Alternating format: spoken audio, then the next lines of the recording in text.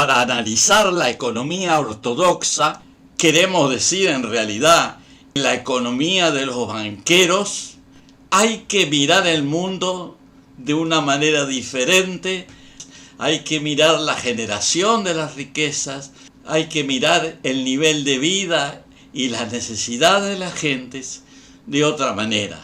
El funcionamiento de la economía en las sociedades tiene su costo.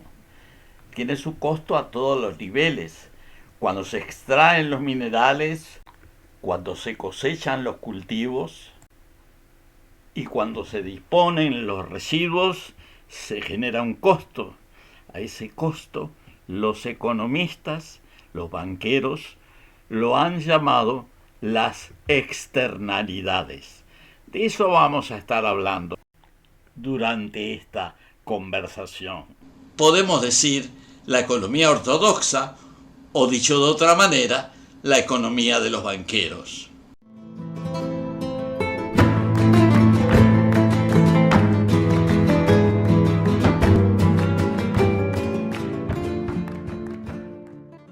En esta forma de mirar la economía se utiliza un diagrama circular, ignorando que en realidad el sistema económico se caracteriza por un flujo de materia y energía que no es circular y que consiste en extraer e incorporar recursos minerales, biológicos y físico-químicos para luego procesarlos, consumirlos y transformarlos en residuos. Estos residuos son parcialmente reutilizables por medio de trabajo y energía, pero siempre hay residuos finales que no se pueden reutilizar. Cuando resulta evidente que no se puede ignorar el ambiente, tanto desde el punto de vista del agotamiento de los recursos como de la diseminación inevitable de los residuos, los economistas ortodoxos han desarrollado el concepto de las externalidades, que se definen como elementos externos al proceso económico y que son algo así como circunstancias adicionales, inesperadas o accidentales. Sin embargo, las llamadas externalidades son parte intrínseca del proceso económico y que solo representan componentes normales del flujo entrópico de las sociedades en sus actividades normales de extracción, producción y sobrevivencia. Vale la pena enfocar el tema del flujo entrópico, desarrollado por Nicolás Georgescu-Roegen y sus discípulos Germán Daly y Martínez Allier, entre otros, basado precisamente en el concepto de la entropía, o sea, en la segunda ley de la termodinámica. Recordamos que la entropía es la medida de la diferencia cualitativa entre recursos útiles y residuos inútiles. El cambio entrópico que se produce al pasar de los primeros a los segundos es cualitativo e irreversible. Por esa razón, los modelos mecanicistas no son adecuados para analizar los flujos económicos. El flujo entrópico, necesario para mantener el proceso económico, induce necesariamente cambios cualitativos en el medio ambiente del que depende. Y eso ocurre porque lo que a él se devuelve es cualitativamente distinto de lo que de él se extrae. A medida que el ambiente cambia, por fuerza, la economía evoluciona. En ese sentido, puede considerarse como un proceso de coevolución. El modelo aritmético, llamado también aritmomórfico, no sirve, pues no puede lidiar con conceptos dialécticos que incluyen penumbras que evolucionan. Para poder englobar estos conceptos cambiantes, se requiere utilizar enfoques dialécticos. De acuerdo a la visión circular de la economía, la producción consistiría en ordenar bloques indestructibles con el fin de obtener ganancias, mientras el efecto del consumo sería desordenar dichos bloques, destruyendo su capacidad para brindar utilidad. En ese esquema de la economía, la producción tomaría los bloques desordenados, nuevamente y los reordenaría. De esa forma, el ciclo podría continuar indefinidamente.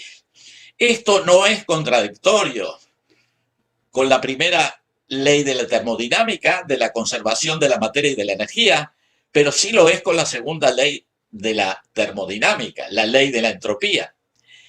En el Tratado Económico Mecanicista, los recursos naturales y el ambiente son un anexo. En el libro revisado a la luz del flujo entrópico, ellos constituyen la esencia del análisis. Otra diferencia entre ambos tipos de enfoques es la que se relaciona con el crecimiento ilimitado. De acuerdo al libro ortodoxo, el crecimiento puede continuar indefinidamente, pues el valor de cambio abstracto no tiene dimensión física. Las anomalías ambientales que se producen, tales como el agotamiento de los recursos o degradación del ambiente, son meramente definidas como externalidades que se ubican fuera del circuito económico. El enfoque del flujo entrópico es totalmente diferente. El crecimiento económico se encuentra con importantes barreras físicas: el vaciamiento de recursos, la degradación económica, la polución. En las economías agrarias tradicionales, estas diferencias de enfoques no tienen mayor trascendencia, pues dependen de la luz solar, que es una fuente abundante de recursos de baja entropía. Las economías industriales, en cambio, son dependientes de fuentes de baja entropía que son bastante escasas, como por ejemplo los combustibles minerales, y se focalizan en la acumulación de valor de cambio abstractos, o sea, de deudas, o sea, como decía Frederick Soddy, de los cerdos de signo negativo.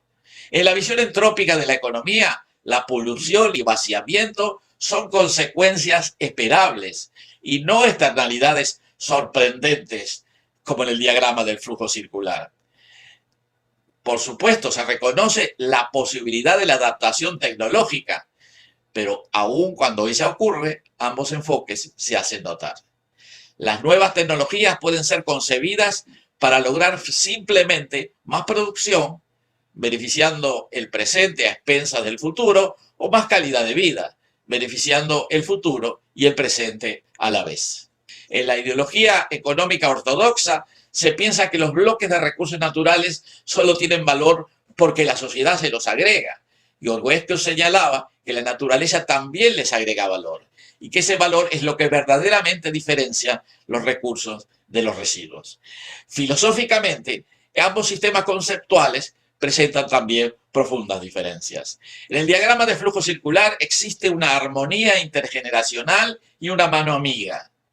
En el diagrama de flujo entrópico existen los elementos para el conflicto intergeneracional y una zancadilla potencial. Los países pobres no podrán salir de la pobreza simplemente dando vuelta más rápido las ruedas de su diagrama circular.